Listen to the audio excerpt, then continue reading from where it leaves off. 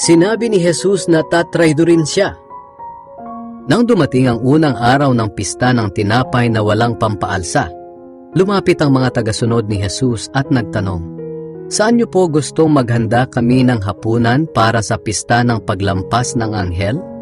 Sumagot si Jesus, "Pumunta kayo sa lungsod ng Jerusalem, doon sa taong binanggit ko sa inyo, at sabihin ninyo sa kanya, ipinapasabi ng guro na malapit na ang kanyang oras, at gusto niyang ipagdiwang ang pista ng paglampas ng anghel sa iyong bahay, kasama ang mga tagasunod niya."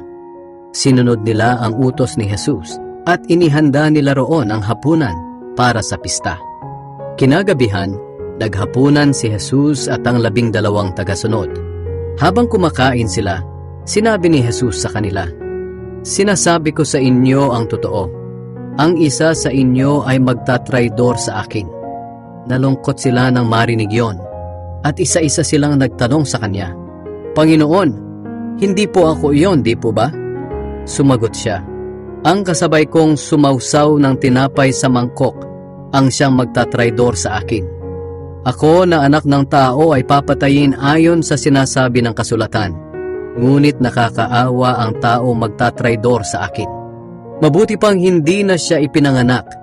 Nagtanong din si Judas na siyang magtatraydor sa kanya, "Guro, ako po ba yon?" Sumagot si Jesus, "Ikaw na ang nagsabi."